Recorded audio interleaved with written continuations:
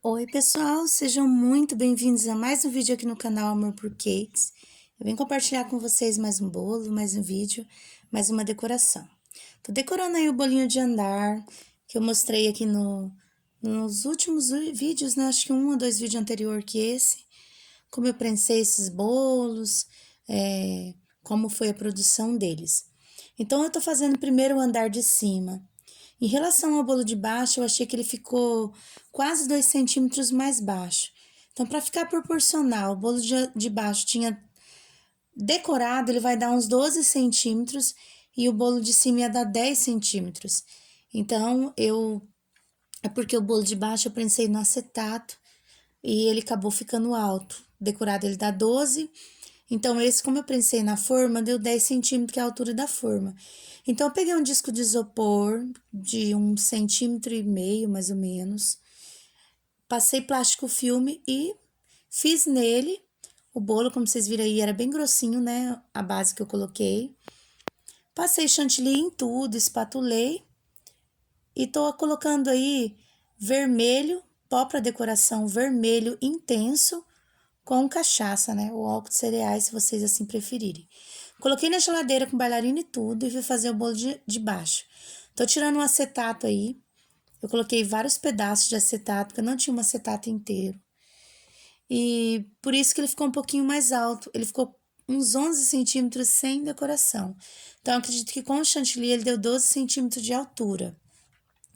Gente, eu fiz assim meio desproporcional. Não gostei muito da distribuição que eu fiz de medidas de um andar para o outro. Eu acho que eu fiquei muito preocupada com o peso e não me atentei. Eu gosto de fazer no máximo 10 centímetros de distância de um andar para o outro. E deu mais ou menos uns. Deu bastante diferença. Nossa. Esse era um aro 35 de baixo e o de cima deu um aro 21, mais ou menos, assim, decorado. Então deu quase 15 centímetros de diferença. Eu achei muita diferença. Proporcionalmente não fica legal. Mas era um bolo para a igreja. Era aniversário da igreja. Então, eu estava mais preocupada com o peso do bolo.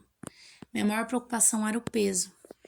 De não faltar bolo, de eu queria fazer a mais. Então, eu me atentei muito a isso e não me atentei muito à distância de um andar para o outro e me arrependi. Poderia ter feito um aro 30 embaixo e o aro 20 em cima, teria ficado melhor. Mas como a irmã lá da igreja disse que ia ter bastante topper o bolo, então eu continuei assim mesmo. Só que não era tanto topper, né? Mas é só isso que eu não fiquei satisfeita. Mas no final, assim, deu tudo certo.